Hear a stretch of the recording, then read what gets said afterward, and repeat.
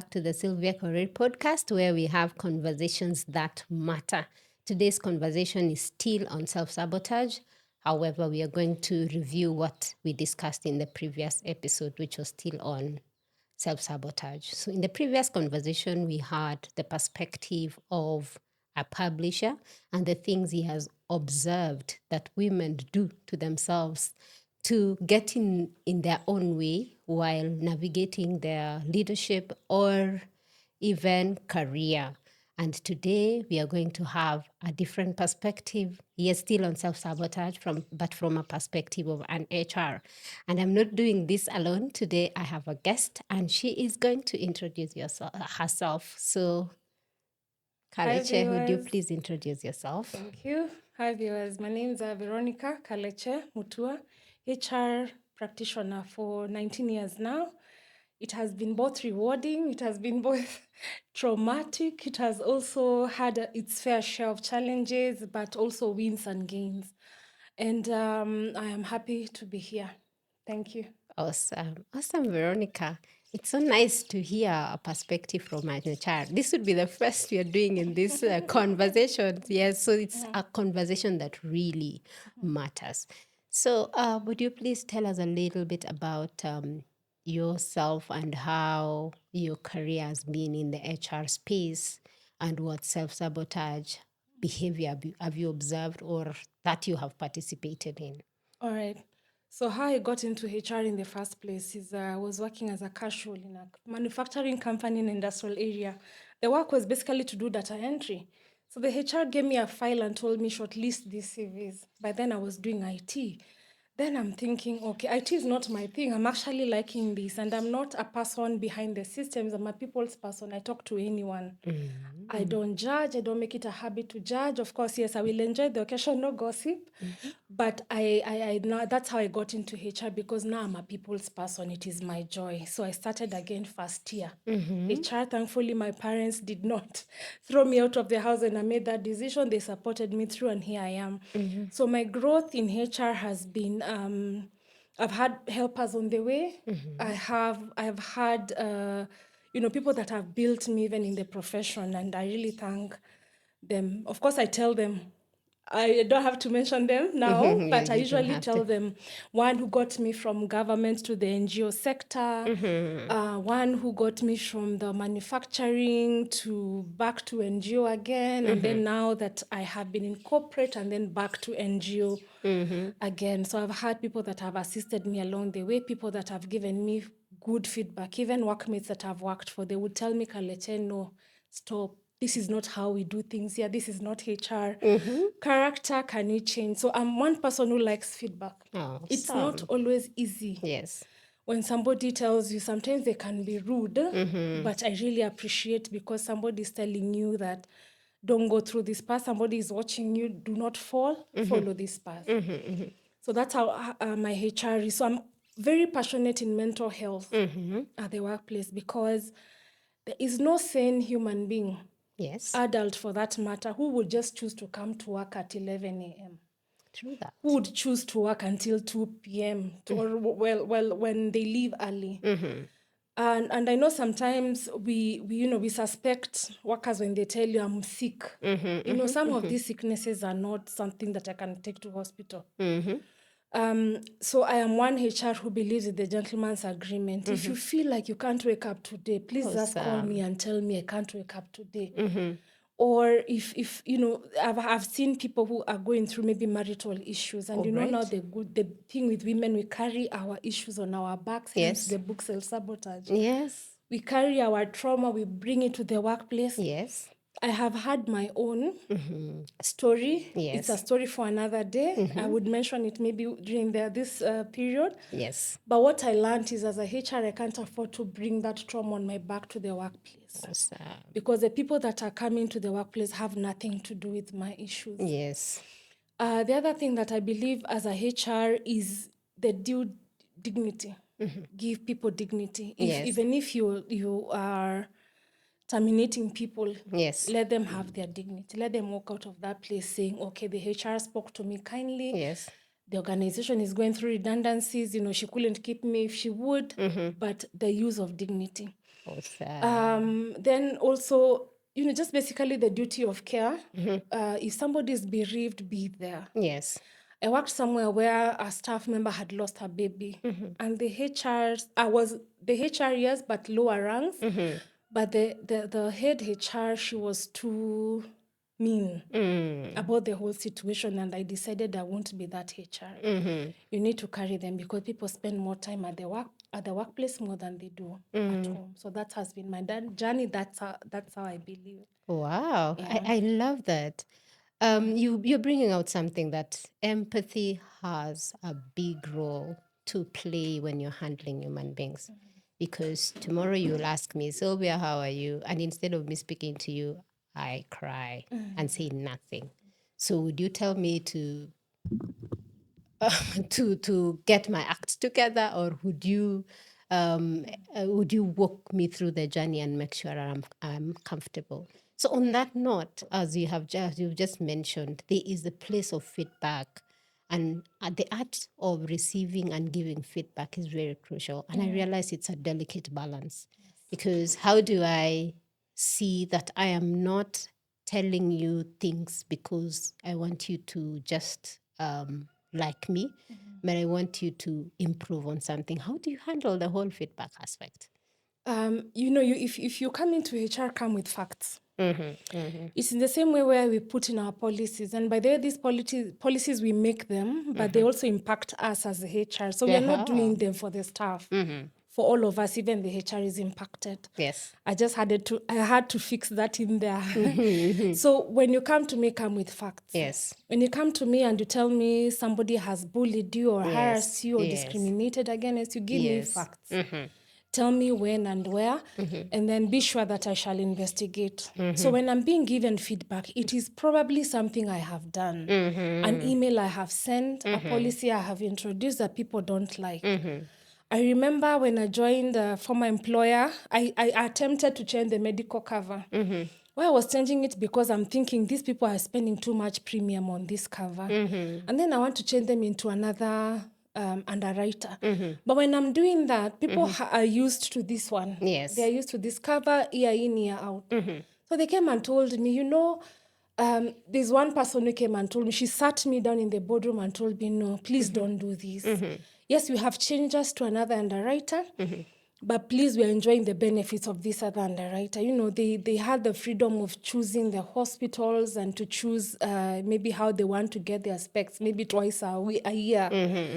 So I listened and I didn't fight back. So that's the kind of feedback I like. So I brought them back to this other underwriter that they were used to. And, the premiums had gone down. So it was a win-win for the organization and for the staff. Awesome. So if feedback is based on facts, Yes.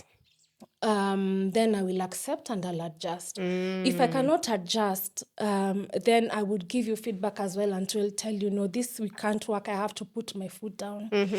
And even that said, you also have to recognize that it is out there, it is in the social media that the HR is for the organization. Tell me more that about the that. HR is not for the people. This is not true. Same as you get somebody called to be a kindergarten teacher, same as the way somebody is called to be a nurse. That's how HR is. It is a calling. It has to be in your nature to want to carry people's monkeys on your back. Oh.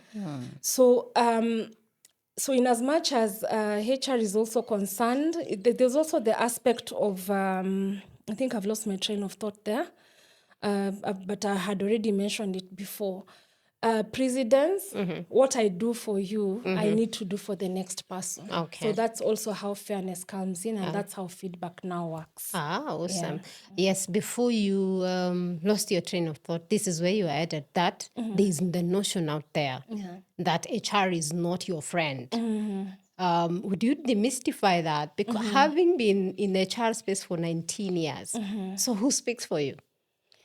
Yes, that's a good question. Who speaks for you, especially if you do not have a support system back at home? Yeah.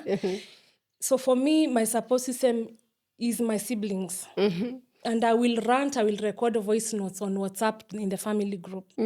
They do not know who I'm talking about because they are not at the workplace with me, but those are my support system. And sometimes my small brother would crack a joke, and then now that anger goes. So I identify, okay, for me at my workplace, the last workplace I had a good support system. He was a staff member, but he built me. So of course, when I rant and I'm telling you stuff, because of course I have to make sure he's confidential, yeah? When I rant and then he tells me, he would ask me a question, okay, what role did you play in that anger? Why are you angry? Yeah?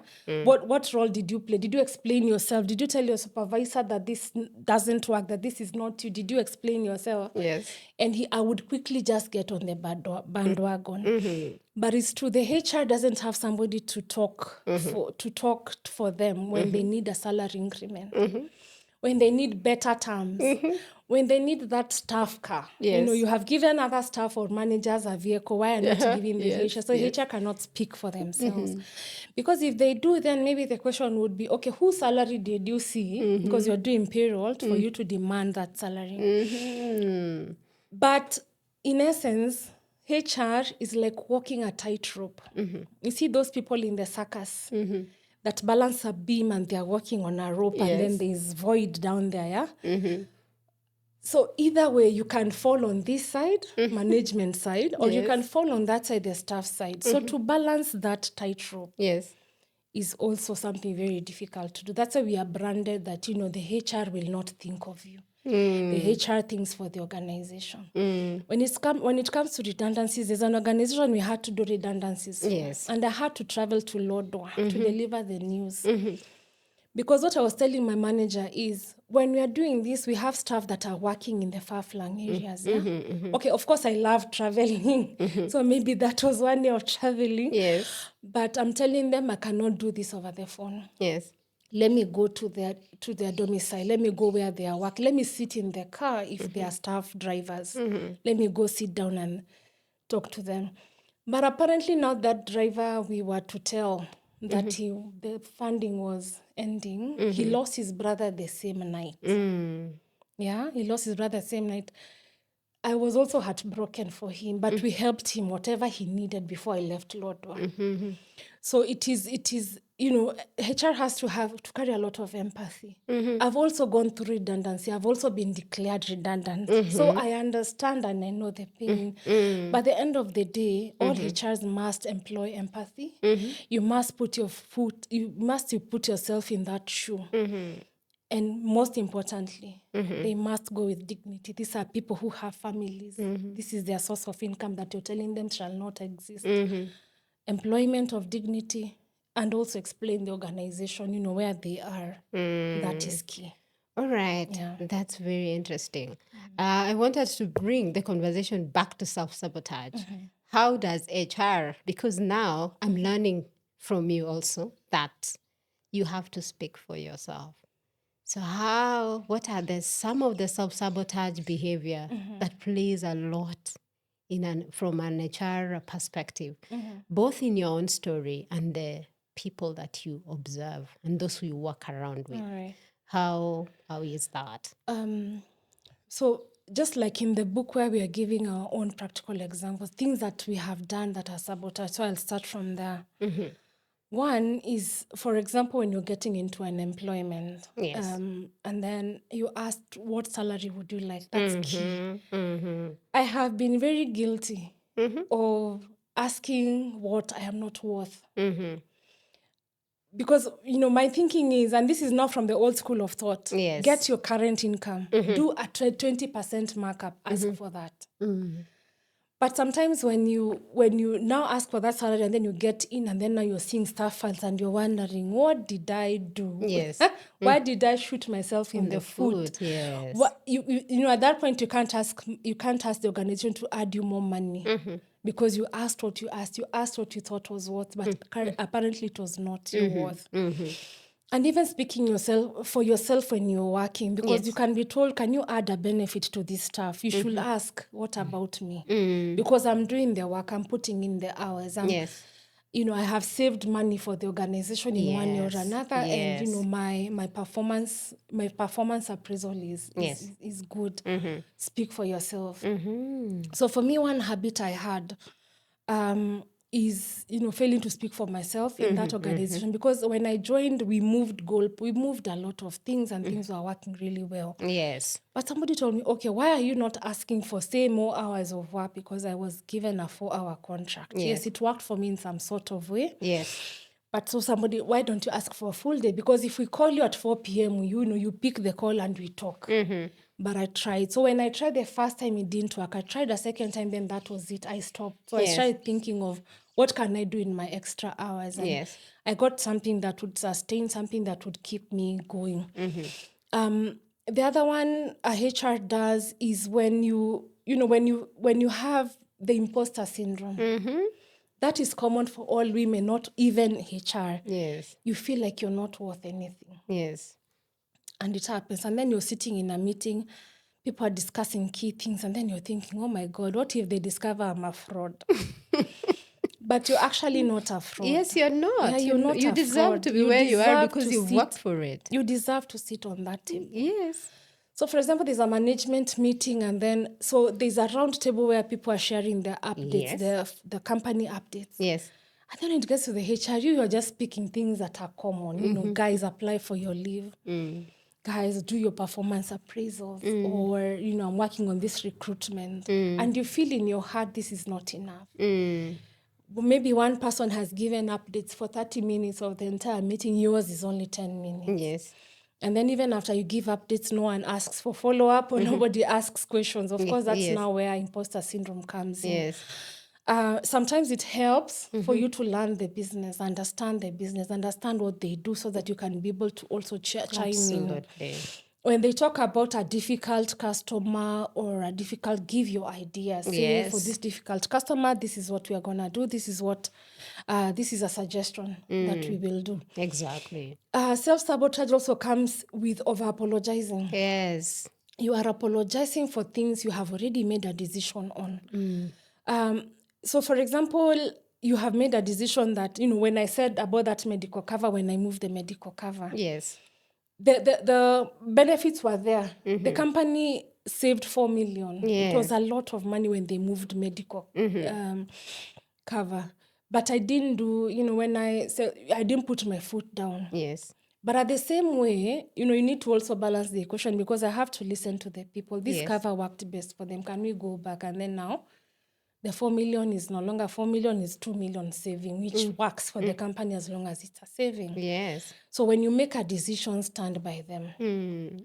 When you say that, when you say that this is the direction you are going to go, just stick by it. Okay. If you change mind, then they will say this person is not decisive enough. I think those are key for the HR more so than the other professions. I'm just from an observer point of, it doesn't matter. Looks like the struggles are real, and the self-sabotaging behavior is not choosing the profession. It's the same, because at the same just by looking at you speaking for yourself, it is now imperative that everybody needs to speak for themselves. Because contrary to what we were brought up knowing, it's a self-sabotaging behavior. You do your work in silence and you will be rewarded for it. But we fail to recognize that it is human beings making decisions. Yeah. And sometimes decisions are made based on what you remember. So how do I remember Veronica? If she's not speaking for herself, will I go to her file? Or I'm just looking at this. If Veronica had positions to hire, or there's a space this she's filling in as an HR, who would she go first for? It's the person who she knows and remembers the last conversation they had with. Yeah. Not going to the files and checking through, because there's no time for that. So it's important that we speak for ourselves, just so that you're making it easy for yourself to be noticeable. In other words, visibility is non-negotiable in current world. And it's obvious that it's also for you as an HR. It's not obvious that HR gets what they want because they sit at the HR desk. Yeah. That's what you're telling me. Yeah. I didn't know that. True. Yeah, That's right. Yeah. so HR is just HR. It's just a person like me. So to some extent, the conversation that HR works the same way you work has some truth in it. Because at the end of the day, there is a person who makes decision that affects both HR and other people, other departments which are not in HR. Yeah. So thank you for demystifying that, because I'm very sure out there, people that are listening to us, they could have heard that saying HR doesn't, or they imagine that HR has got all their act together. Thinking about that, it's HR who knows how to interview that is going to be interviewed. How do you address that? You've heard it from Veronica. She's an HR perspective, and she's an HR person, and she has rightfully put that sometimes she experiences what we do experience on a normal daily, on our daily activities and interactions with people. So based on your story in the book, what drove you to write that particular in the perspective that you wrote it? I should say that what was published was not the original script. Uh-huh. I did pages and pages. I poured out my trauma on it. I poured out my heartache, and I wrote. Then I saw, okay, I went back to the instructions, and then we were told, okay, limit to a number of characters. Same here. Limit to a number of characters. So I went back and relooked and said, okay, do I need therapy? Do I need therapy? Well, I do. We all do. Yes. But when I went through so I redid the story, and now I just picked out the key issues, of course, sharing my own experiences. Yes. That there's this aspect of, I want to be perfect. I want perfectionism. I want to manage conflict without being labeled the difficult one. Yes. I want to over-apologize or not apologize, or I want a position of leadership further than the HR, but I don't want to ask for it. I want them to appoint me. So that's where it started from. So when the publisher contacted me and told me, we want you to do something, pick a topic. That was the one that spoke loudly to me. And it is a personal rendition. It is now, this is the real life story. This is me. This is now where I know for a fact that I have self-sabotaged myself. And one thing I'd want to say is that as a woman, we carry, I had mentioned it earlier, we carry trauma. We carry the long-standing trauma, the PTSD for a period of time. Something happened to us. Something is currently happening. Yes. But we carry it on our sleeve and we walk with it. So when we talk about self-sabotage, I think men are a bit daring. Men are daring, and I think for men, one skill they have, they can quickly switch their minds and block out whatever is disturbing them. But for us women, we carry it. So this book is the truth. This is the Bible truth. But let me tell you, it is not the complete story. I know. Wish another platform to share my complete story, but it's not the first draft. Yes. All right. So what is not indicated in this book that you're itching to share, but you couldn't write it there? Would you talk about that? I guess it's on the personal side of life. The personal side of life, that is not the HR. Yes. It's this other phase, how I have lived my life, what happened to me, and my role, the role I played in just causing that trauma to myself. So maybe one thing I can say that I self-sabotage that is not in the book is that I choose to see the best in people. Years ago, I got robbed at gunpoint. But you see, now when I mentioned that I talked to everyone, I was talking to these robbers. I actually thought that they were asking for directions until I saw the gun. And they carried everything, including my lunch, that I'd carried my lunch. So my one thing that personally I sabotage myself on is to choose to see the best in people. And this is not even in love or some kind of relationship, also in friendships, like woman to woman, people I choose to have as my friends. somebody, the third person would tell me, Kalekye, this person is not genuine, but I will choose to see the best in them until now they come and ban me. It has happened more than once, but I think it's an aspect that I choose, unless it's on on the love kind of spectre, maybe that one I can manage to ward off and block. Yes. But on the friendship side of life, I will embrace you as a friend until the day I decide that I'm not going to deal with you, and then I act accordingly. So I also will not come and tell you that, that day and that day you did this and this and this. What I'll just act accordingly. And you will notice me pulling away, but I will probably never tell you what it is you did. Yeah, so that is now the other part of self-sabotage. Why am I not also speaking for myself? I went through coaching for conflict management in 2023, and the coach was asking me, when you're in a conflict, who is hurting more? It's in the book. Who is hurting more? Is it you or the person you're having the conflict with? Yes. I'm thinking most of the time this person is happy living their life, but I'm the one who's hurting.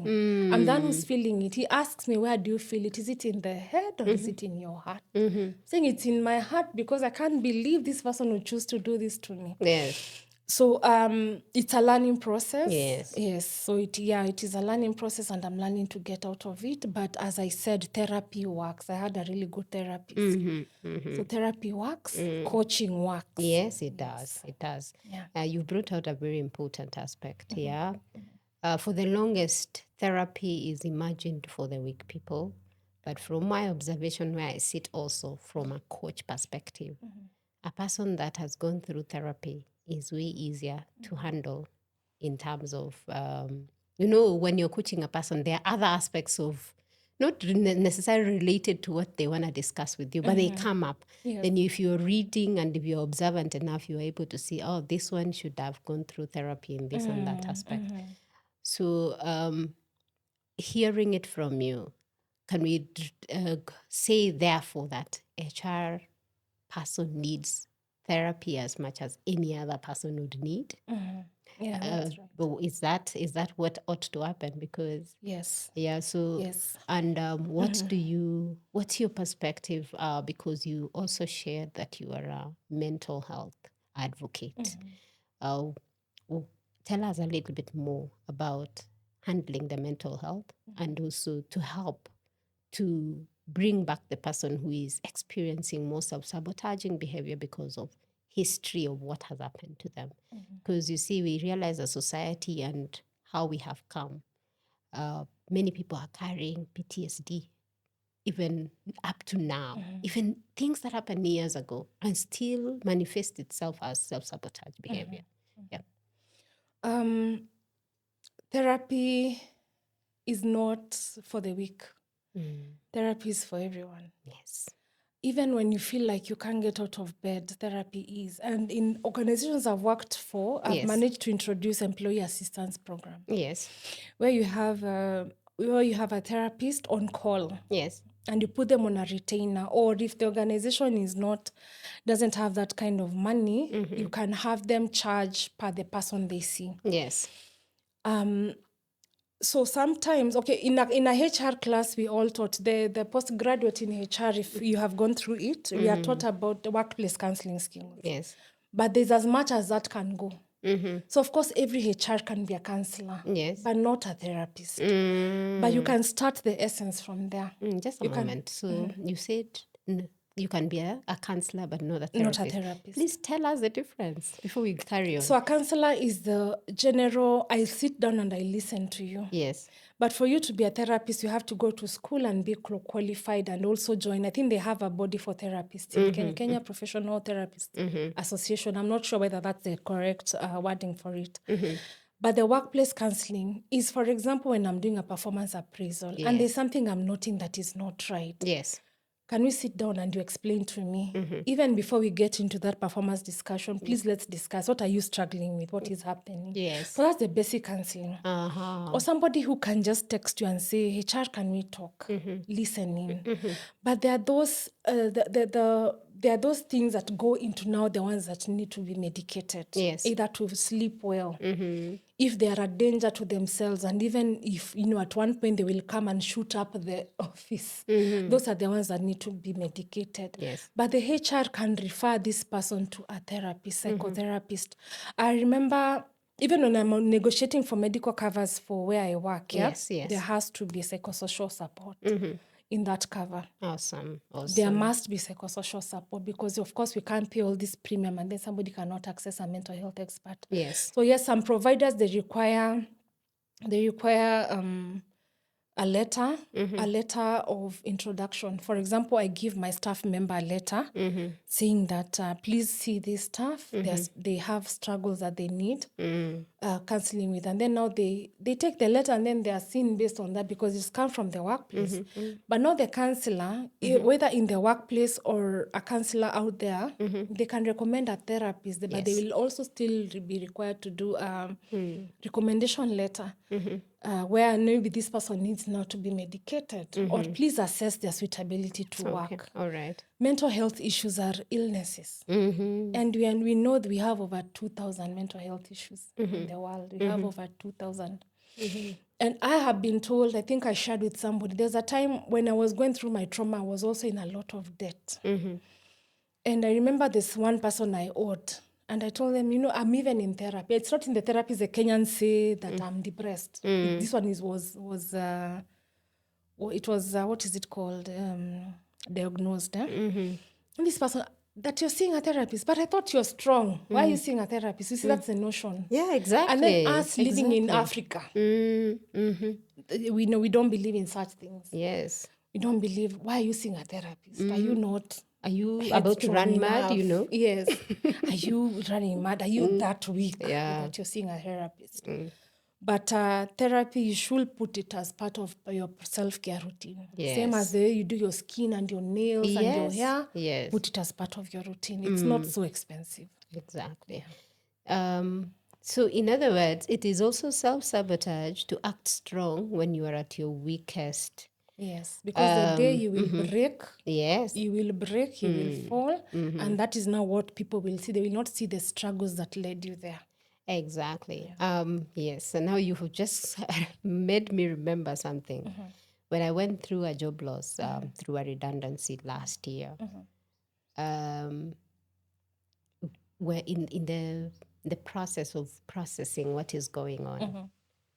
I remember sharing with colleagues by then. You see that 30-day consultation period that it's talked about. I found it very difficult explaining my case because people didn't believe me. I think they expected somebody who is so broken and everything. But for me, it didn't, it had hit me, but because somehow it looks like I was ready for it. So it went on like that until when I realized it broke my heart to realize that nobody is believing that it is true. I am going through this period and in the next 30 days, I am not having a job. That was really a painful aspect for me. And so people are imagining that somebody who needs therapy is that person who is hopeless.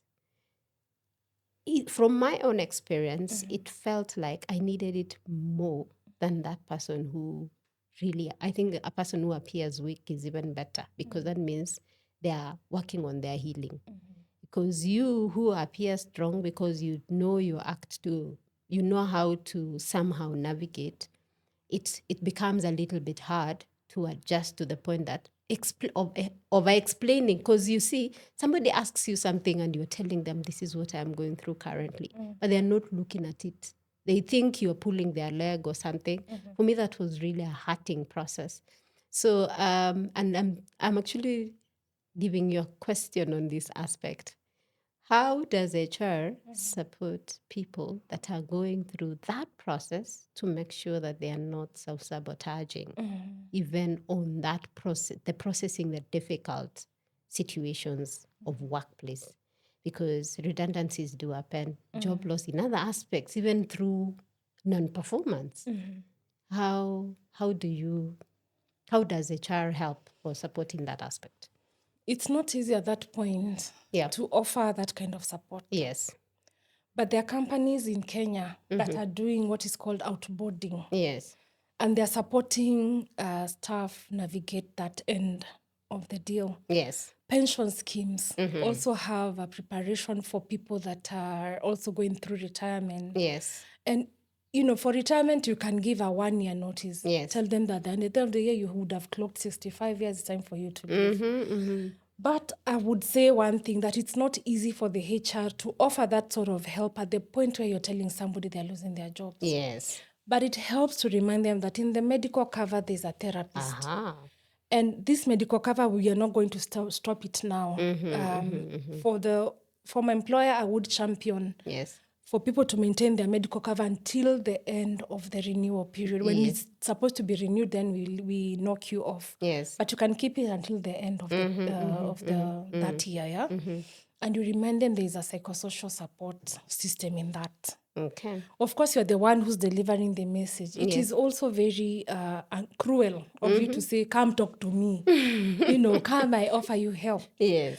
But I've had situations where I've offered, can I do your CV? Can I forward your CV to the HR WhatsApp groups that I'm in? I'm in so many, I think 6 of them. Can I forward your CV there? Yes. I have offered those that even long after they have left, we are still keeping in touch because I explained that, this is a redundancy. Yes. It has nothing to do with, in fact, it's the position that has been declared redundancy, And not not the you person. as a person. You are a good employee, but unfortunately, this is now what is happening. But of course, at that point, we are human. We live with a lot of anger. Even when my redundancy was done in the dawn of 2020, joining 2021, Yes.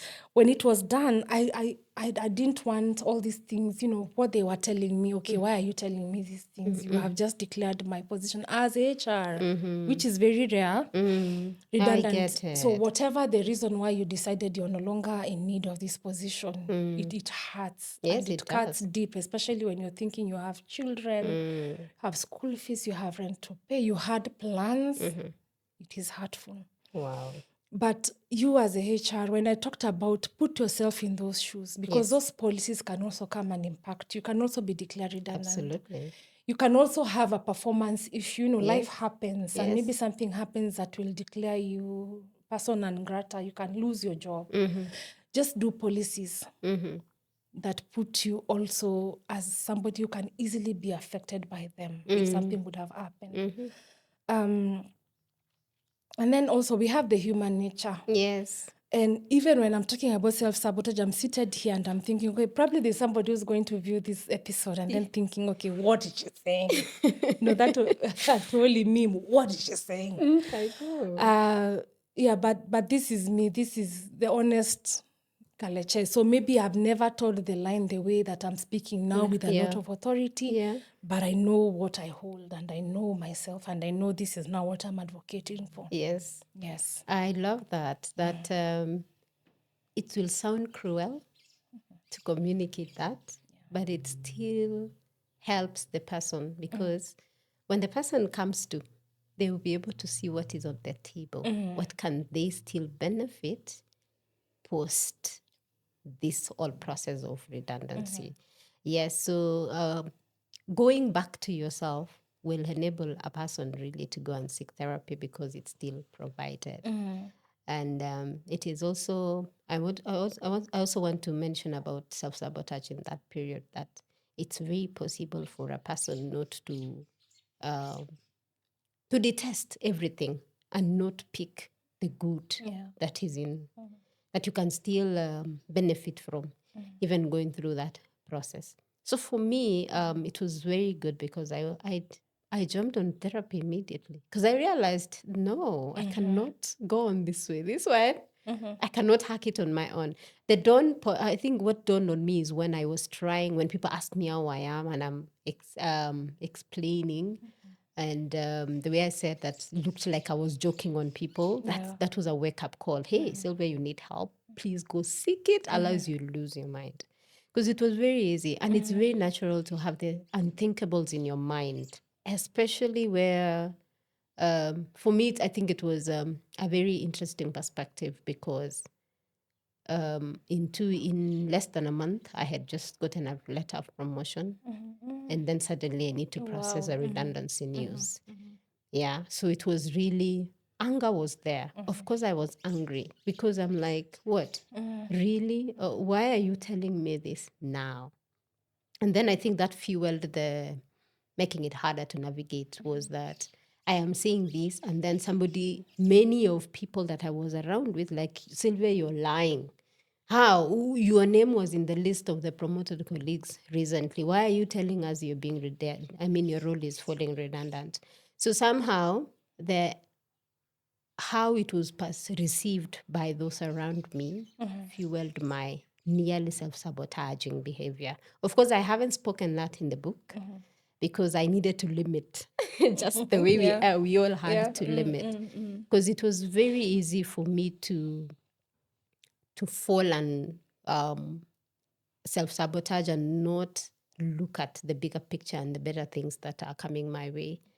And thanks to that process, now I have Kalekye here having a wholesome conversation, which I wouldn't be having if I had not gotten myself out of that situation. So somehow there's beauty at the end of the day. We really, it's not negative all through. Because for me, having to have this wholesome conversation was a result of having gone through that difficult process.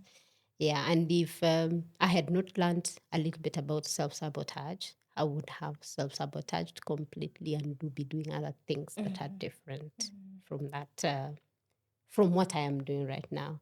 So it is a blessing because there are people who are benefiting from this out of an experience that I thought it was terrible. And again, part of the self-sabotaging behavior is that how we generally perceive our situation at that point in time. That's coming out clear from the stories of all the women. And of course, your story also makes a lot of sense on that part.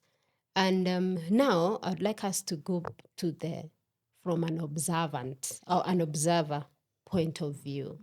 What are these things that are not necessarily documented of what we've written, because all of us have read each other's stories from out there, interaction with people, because I know from your HR, you are able to handle many people. What is the one thing that you see many people still sabotage on, and yet we did not mention in the book because of what we needed to contain in the 240 something pages text that is in front of us? All right. Sometimes in meetings, Yes. and then people are talking about ideas and what we can do for the organization to move it forward. What can we add in our strategic plan, for example? Yes. There would be that one character seated around the table. They will not voice their points. Yes. In fact, they will just write it down and then pass. Tell them that to do this and this, and then they will pass that piece of paper across the table. They will not speak up. Another one is when you fail to explain yourself, you are self-sabotaging yourself. What I mean is, for example, you have a child that, say, is unwell, and then you can't make it to work at all. Yes. You didn't even have a good night's rest. Just tell the HR. But there are people who will not do that because they're afraid of losing their jobs. And I remember there's a time, I think from July I was unwell, and then my 2 kids got unwell, and then the house help also was unwell. And then I'm thinking, okay, how many times do I need to tell my supervisor, please give me a few hours of being a remote employee, I work remotely. Telling my supervisor, I will not be online between this, I'm rushing my kid to the hospital. And then at some point I'm thinking, I have given so many excuses. She probably thinks I'm not organized, but you tell your story. Just find somebody who you can tell your story. Maybe if you have a child who has special needs and needs around the clock, just tell your story. Don't let your supervisor wonder, okay, why is this report not due? Or why is this person coming in at 10 and leaving early? If you have marital issues, I know those ones in society we shy. But share and say, okay, I came with a black eye. I didn't fall down the stairs. I was hit. Just let somebody know. Explain yourself. Sometimes, and then there are also people who have some medical conditions that, they would put you in a path of where you lose your temper easily. Say a diabetic. let the kitchen girl know that if it's at 9 a.m. and you've not seen me in the kitchen fixing a cup of tea, please find me, give me that cup of tea. Because in the meeting, when you start becoming incoherent, like you are diabetic and then you've been kept in a meeting and you can't move, they will wonder, is this person drunk? So how we self-sabotage key as an observer is we don't tell our story. Yes. Because we are afraid of sharing our views. For me, I have a, we can call it bad or good habits. I talk. When something is bothering me, I talk. Sometimes it's a form of gossip with my sister on WhatsApp or a friend of mine. I will tell them, imagine this person said this or this person did this. Or I would get into an Uber and I will pour out my heart. This person does not know me, does not know who I'm talking about, does not know, anything about me, but they will listen. Most of the Uber drivers listen. And they even give you solutions that are workable. So for me, an advantage is that I talk. Please just keep it, keeping things inside. They will just come and fester and they will boil and they will leave. But how they manifest outside the person who's watching you is what is a problem. There's a time where guys that were doing sales in an organization I worked for, they are never in the office. They're out there. Yes, they're out there. Looking for business. Yes. So at some point, as Professor said, I can't find these guys. I keep calling and, they're not picking. Customers are complaining. But to come to realize, one had a sick parent who was admitted in HDU. But he didn't know how to explain because, they expect that you're strong enough. Just handle your business without affecting the business. It is wrong. Just let somebody know. And I had said earlier that as a HR, when you're employing even that empathy, just realize that somebody cannot willfully come to work at 10. Yes. Somebody just cannot be willfully get into a disciplinary case. Just try and find out what is happening. Of course, there are disciplinary cases that are, they go against even international policies. Those ones are non-negotiable. Yes. But alcoholism, drug abuse, somebody who's just not getting along with people, just try and find out. Of course, they might not open up to you, but putting themselves in their shoes would actually help you become a more, what is it called, purposeful and efficient HR. So those are some of the things that I've seen happen in my life as HR, where you sit down with somebody telling them, okay, why are you not picking your calls? Then they will explain to you. Sometimes they will tell you when even their supervisor is not there. They will tell you that, I'm going through this and this is what's happening. Yeah, you sort it out based on that. Of course, they don't want their supervisors to know, but you just kind of just work it out and it works out for the best of everyone. Wow. Isn't that a delicate balance? Yeah, it is a delicate. Because I'm just wondering, I'll come to you as Sylvia, you're the HR person. Then I tell you what's going on and somehow you understand. And then it is relayed as per what could be handled at that point. But my situation there doesn't change because the very person could be still handling me from what they don't know. How is that? So that myself and my supervisor would come at par understanding without necessarily me disclosing much about my personal struggles.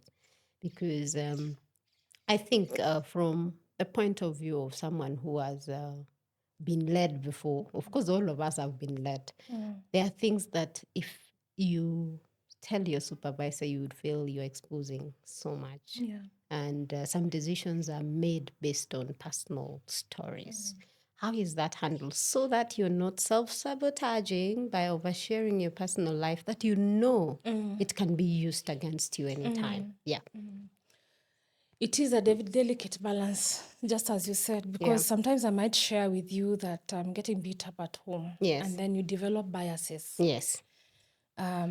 Or I can share that I'm going through this, I have this medical condition that I'm dealing with. Then you develop a bias saying, what if one day she drops dead? Let her not travel or let me not give her a difficult task, difficult role to play in their workplace. It's as I said, it's difficult because of those unconscious biases. But what I push for, if I know, for example, if the HR knows, when I talked about the HR being a human being, they are not somebody who's not there with you. They're human beings. Yes. If you tell somebody, of course, the HR does not have a lot of power. A good HR, that is, let me say a good HR, Yes. does not have a lot of power over your employability or your perception of performance. Yes. Because performance or employability is between you and your supervisor. Yeah, true So if that. you tell this HR, they Yes. will know just how to communicate. Or if a case is brought to them, Yes. telling them that this person needs to go on a performance improvement plan, Yes. you're able to change that narrative and that conversation Yes. to make it work for this person. Yes. So it is a difficult balance. Yes. It is not easy because of unconscious bias, because we are all human beings. Yes. But this, you can just trust your HR. But of course, the HR also has to be strategic in how they're going to change that conversation. Awesome. Yeah. So that my coming to you as an HR seeking for reprieve does not end up causing a bigger rift between myself and my supervisor. Sure. I've I been think guilty of that as well, of oversharing. And it Overshare. had been used against me. Yes, I yes. have been guilty of that. And it's part of what we're talking about, self-sabotaging behavior. Yeah. So you'd say that then we need to be so discerning to know when to say and where and how much. And how much. So that we do not sabotage ourselves or consequently sabotage other people. That's true. Because yes, I know we are talking about self-sabotage, but there are other things which are beyond self-sabotage. It's somebody else who willfully just acting out of malice. Yeah, sure. Because workplace has many people. Some even don't know they're being malicious. I came to learn that somebody acts in a particular way. They have practiced so much harm into themselves to the point now it's pouring onto others because, as it were, negative energy is so contagious. Such that when I meet Kalekye today, even if I had vibe and I'm happy, by the time we end, I would be so downcast and drained because of what has experienced. Yeah, true. So in summary, what would you like to say about self-sabotaging behavior? In closing remarks, that is. All right, in my closing remarks, I'd say learn yourself. Yeah. Understand which sabotaging behavior that you're guilty of. Yes. I think at the beginning of my chapter, there's a worksheet. Yes. You know, if you buy the book, you can be able to I edit. saw It's your that, book. yes. Tick those areas that you feel, they are real to you. Yes. Recognize. For me, I have recognized my self-sabotaging behavior in that book. Yes. Maybe the one that I did not put in the book is when I choose to see the best in people until they burn you, until, when you're burnt is when it hits you. These people are actually not good for you. Yes. So first learn. Yeah? Learn. Find a coach Yes. and a mentor. Have somebody in your corner. For me, I'm lucky I have friends that are on my corner who would tell me the truth. They would tell me the truth. They will not sugarcoat it. And, I had said a live feedback, come and tell me the truth. Come and tell me that this thing you're doing is not healthy for you. Yes. It is sabotaging your career. Then the final one is seek therapy. Because of the traumatic things that lead you to self-sabotage. True that. Seek therapy. Awesome. That's very powerful. Yeah, of course, that part of seeing the best in others, it means that we set boundaries.